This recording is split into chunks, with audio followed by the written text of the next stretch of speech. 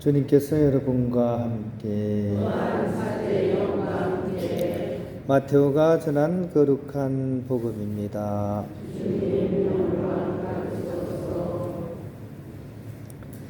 그때 예수님께서 수석 사제들과 백성의 원로들에게 말씀하셨다. 다른 비유를 들어보아라.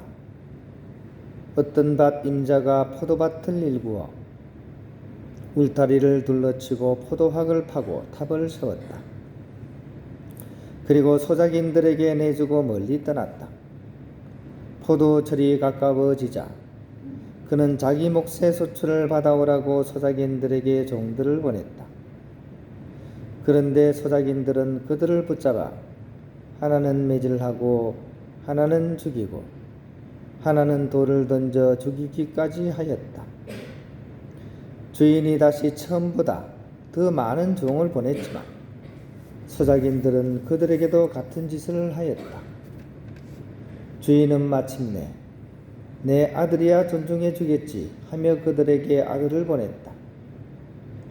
그러나 소작인들은 아들을 보자 저자가 상속자다.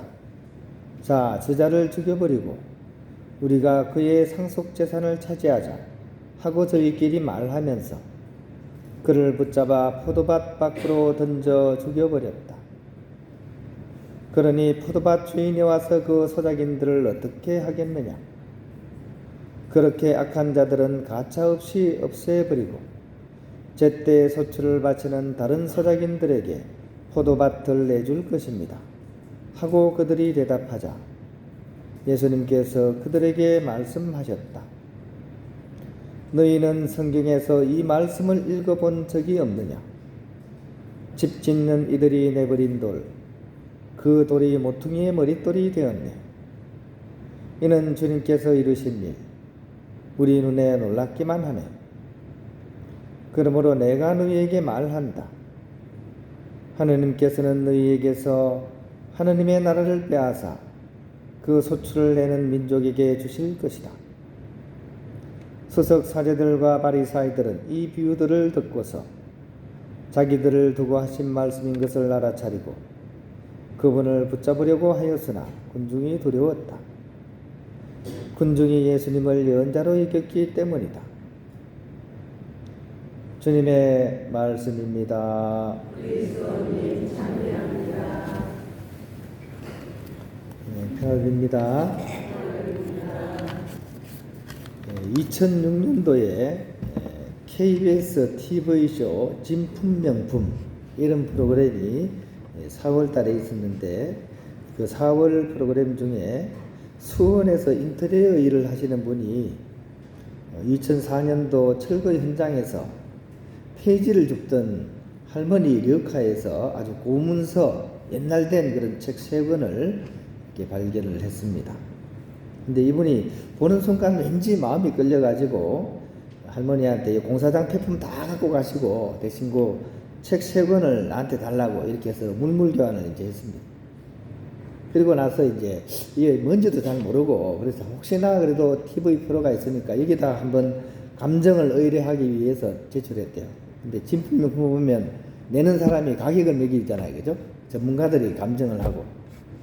그래서 의뢰인은 한 권당 5만 원 해가지고 3권이니까 15만 원 해가지고 이제 감정을 적었습니다. 그런데 감정가들이 감정을 해보니까 이게 1억이 넘는 그런 물품으로 이제 판명이 난 거죠. 알고 보니까 이게 조선 최고의 학자였던 정약용의 하피첩이라는 그런 책이었습니다. 이게 천을 이용해서 만든 그런 얇은 책이었죠. 하피는 노을 하자, 치마 피자입니다. 하피첩. 그러니까 노을빛 치마를 가지고 거기다 글을 넣은 거예요. 이제 사연인 정약용이 이렇게 그 집안이 천주교를 믿었기 때문에 기양을 가잖아요. 그죠? 그래가지고 강진으로 유배를 갔었는데 그 당시에 이제 남양주에서 이렇게 출신인 남양주 부인인 홍혜환이 시집 올 때 입었던 낡은 명주 치마를 보내옵니다. 남편이 있는 그쪽으로. 이것을 잘라가지고 이렇게 좀 오래돼 가지고 있다 보니까 글자를 잘 먹힐 것 같았어요. 그래가지고 여기다가 이제 이걸 가지고 책을 만드신 거예요. 그러니까 두 아들에게 교훈이 될 만한 그런 글을 거기다가 이제 써가지고 이제 아들들에게 주고, 아들들은 그걸 받아가지고 후손들에게 이제 대대로 이렇게 물려온 거죠. 근데 이게 6.25 때 없어진 거예요. 어디서 갔는지 그것도 모르고 그죠. 근데 이제 나중에 알고 보니까 어떻게 됐는지 모르겠지만 이렇게 해가지고 이제 그 귀중한 그런 책이 이제 발견이 된 거죠.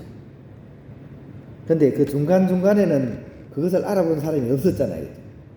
안목이 없었던 거죠. 그것이 어떤 건지를, 그죠? 이처럼 우리가 안목이 없어서 이렇게 소홀히 대하고 버려지는 것들이 꽤나 많습니다. 더없이 소중한 것들이 또 우리 안목 때문에 이렇게 없어지는 것들, 어떤 것들이 있을까요?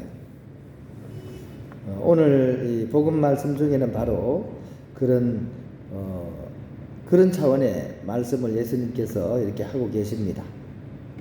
집 짓는 사람들이 내버린 돌, 그 돌이 모퉁이의 머릿돌이 되었다, 이렇게 말씀하십니다. 그죠?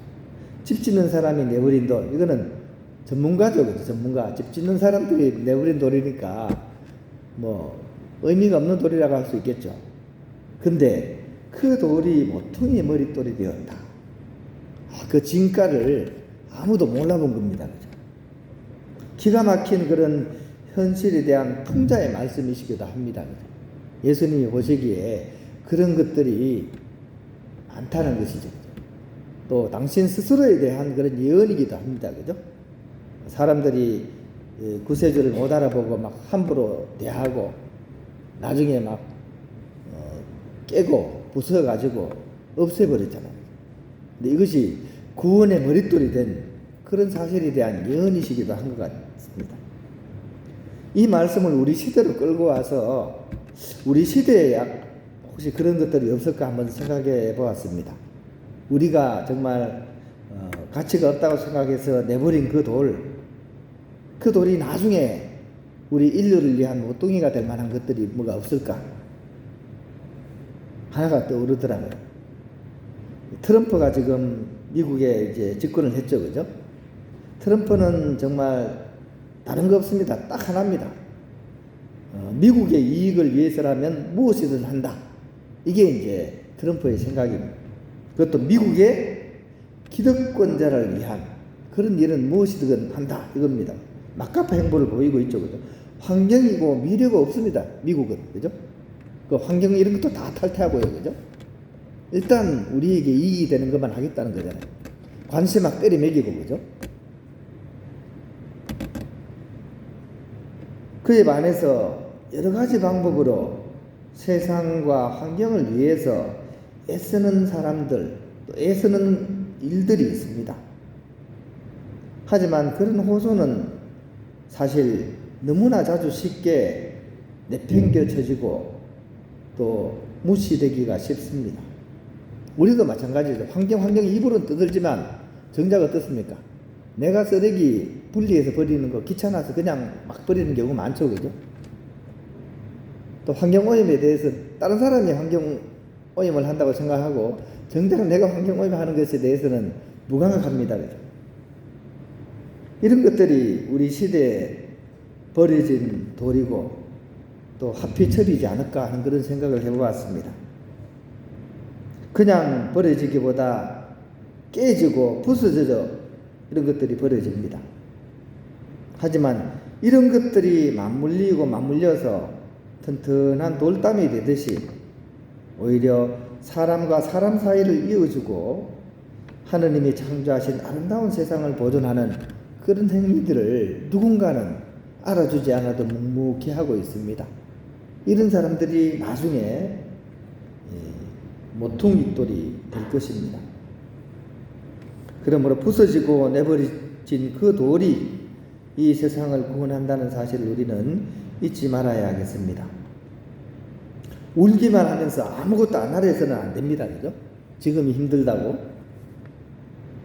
예수님의 그 부서짐과 버려짐이 세상의 구원을 이루신 것처럼 우리 또한 우리 자신들의 그런 버려진 아픔에 머물지 않고 바로 그리스도의 희망에 동참할 수 있도록 우리의 안목을 좀 키우고 정말 더없이 소중한 것들, 그런 것들을 놓치지 않는 그런 우리가 될 수 있어야겠습니다.